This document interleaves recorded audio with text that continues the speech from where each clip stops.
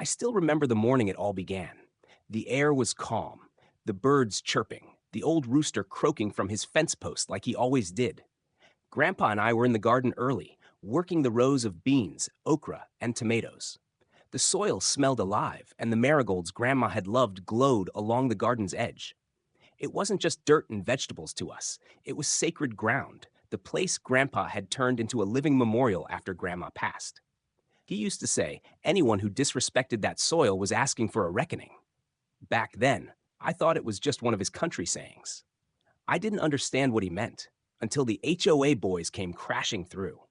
Twin dirt bikes roared out from behind the apple trees, engines screaming like demons. They didn't slow down, didn't warn us, didn't even try to avoid the garden. They tore straight through the rows, flattening squash, scattering chickens, ripping across the watermelon patch like it was their private track. And when they circled back, they aimed straight for the flowers. Marigolds, snapdragons, forget-me-nots, Grandma's flowers crushed under their tires. They yelled, "Trail check!" like some low-rent enforcement squad from hell. I froze. My hoe slipped from my hand, useless. Grandpa didn't say a word. He just lowered his sweet tea, stood, and stared at the wreckage with eyes I'd never seen before. His left eyelid twitched once, then again, a twitch that meant someone had made the deadliest mistake of their life.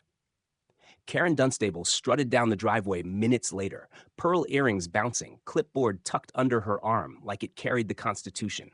She waved a manicured hand at the wreckage and called it essential trail inspection. When I reminded her that we weren't even part of the HOA anymore, she dismissed me like a mosquito. Then she handed Grandpa a violation notice for unauthorized natural fencing. Her boys had just leveled our garden, and she was citing us for rocks.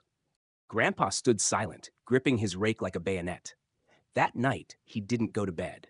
He disappeared under the porch and returned dragging a dented green military trunk I'd never seen before. He cracked it open with a crowbar, and inside were coils of barbed wire, camouflage netting, metal stakes, and a battered notebook filled with hand-drawn diagrams. He didn't raise his voice, didn't rant, didn't curse. He just said calmly, "They want a trail? We'll give them one. Special design, 3rd Infantry Engineer approved." For 2 nights, we moved like ghosts through the yard, installing traps under cover of darkness, wire loops sunk shallow to snag tires, rotten plywood ramps concealing trenches filled with compost and chicken feathers, sprinklers rerouted to drench riders at the wrong angle, even a hidden speaker in a bush that played goat noises. Psychological deterrence, Grandpa called it. I thought he was joking, but when I looked in his eyes, there was no humor, just cold purpose. The garden was Grandma. They had defiled her memory. This was war. The patrol returned a few mornings later, engines revving, cameras rolling. Karen herself crouched behind a bush with a GoPro on a stick, recording her big show. I watched from the hayloft, our command post rigged with binoculars and a radio. Grandpa sat on the porch, tea in hand, rocking like he was waiting for a movie to start. The first rider hit a wire loop. His bike twisted and flung him into the chicken coop. Feathers exploded, hens shrieking like banshees. The second fell into the compost trench, face first in rotting watermelon. Sprinklers soaked him, freezing water mixing with the stench of decay. Karen screamed at them, furious her footage was ruined, then stepped into the trap herself. Her polished shoe sank deep into mulch, and she toppled hands first into a pile of spoiled tomatoes. Red pulp smeared across her fingers like blood. I nearly laughed myself off the loft. By noon, Sheriff Connie pulled into the driveway. Karen shrieked accusations of sabotage, illegal landscaping, psychological warfare by poultry. The sheriff just chewed her toothpick, unimpressed.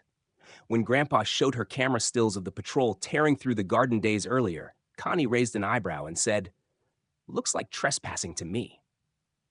She cited the twins for unauthorized vehicle use and left Karen sputtering threats. Grandpa just offered her a bag of jalapenos on the way out. But it didn't end there. Karen doubled down. A week later, the HOA declared an emergency expansion project, complete with maps showing a 30-foot trail cutting straight through our land. At the cul-de-sac community meeting, she stood under a pink banner reading, "Reclaiming Our Trails." Her voice trembled with fake conviction, talking about progress and unity. Then she dropped the hammer. Patrols would be expanded, non-cooperative landowners cited, and corrected. She looked right at us when she said it. Grandpa didn't respond at the meeting. But that night, he pulled out fresh wire, stakes, and sketches. He called it the second wave. We rigged net traps between trees, tripwires along the fence line, and a false ramp that led to a pit of molasses and expired fertilizer. He said the point wasn't injury, it was humiliation. And when dawn came, the hum of 6 engines shattered the quiet. They came in formation, like soldiers. Matching helmets, matching bikes, even a drone buzzing overhead. Karen's voice crackled over their radios, shrill and commanding. They stormed forward and fell, one after another. Tires yanked sideways, bodies flung into thorn bushes. One dangled helpless in a net. Another sank into the molasses pit with a splash you could smell from the barn. The drone circled, capturing every humiliating second. Sheriff Connie arrived to find grown men tangled in wire and dripping filth, and a calm old man sipping tea on the porch. Grandpa handed her our land deeds, stamped and sealed. Connie told Karen flatly, "They trespassed again. You're done." Karen tried to argue, but one of her own riders cracked under questioning, admitting she'd created the patrol authority without a vote. Fraud, plain and simple. Connie impounded the bikes. Karen left white-faced, muttering legal threats. She wasn't done. Days later, a lawyer in a pinstripe suit arrived with a briefcase and a packet of fines.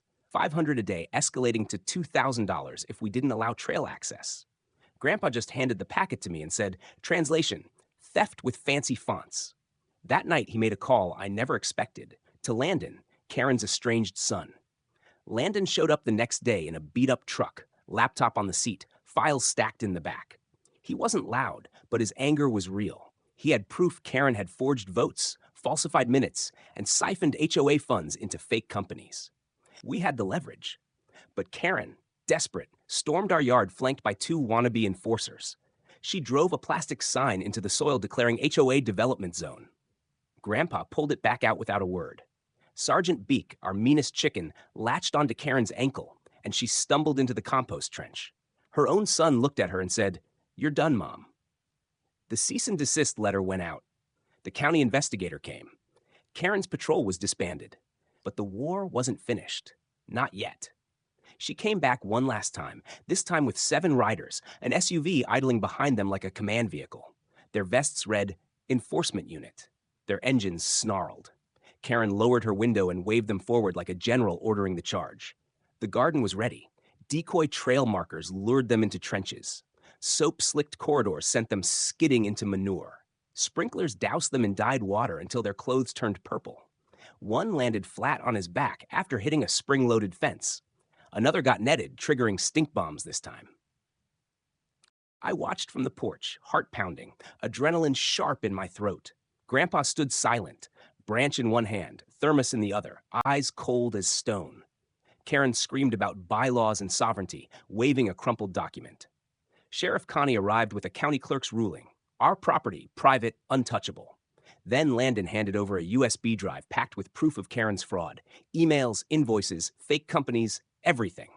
Connie didn't shout. She just told Karen she was under investigation. Her riders abandoned her on the spot. That night, the porch was quiet again. For the first time in weeks, it felt like victory. The traps had worked, but the truth had finished the fight. Landon announced he'd run for HOA president. Neighbors rallied around him. Grandpa gave his blessing with a nod and a jar of pickles. The community changed overnight. Karen disappeared behind closed curtains, whispers spreading of investigations and frozen bank accounts. Landon won in a landslide. The patrol was dissolved. The disputed path was erased from maps and renamed Grandpa's Bend. Neighbors came by with pies, tools, and stories. Someone built a bench in Grandma's honor. Lavender sprouted along the garden edge. It wasn't just our garden anymore. It belonged to everyone who remembered what it meant to stand their ground. Weeks later, Karen came back one final time, alone, in plain jeans and no makeup. She didn't threaten. She didn't shout. She apologized, quietly, sincerely. Grandpa didn't say much. He just gave her a long look and handed her a glass of tea. She sipped it, nodded at the blooming marigolds, and left. We never saw her again. The garden thrived. The chickens strutted like they owned the land. The marigolds shimmered gold in the sun. Grandpa sat on the new bench one afternoon, surveying it all. She thought she could scare us into giving up, he said. But out here, the land isn't just property, it's history, memory, who we are. I nodded, thinking about the battles, the traps, the laughter, the fear, the victory.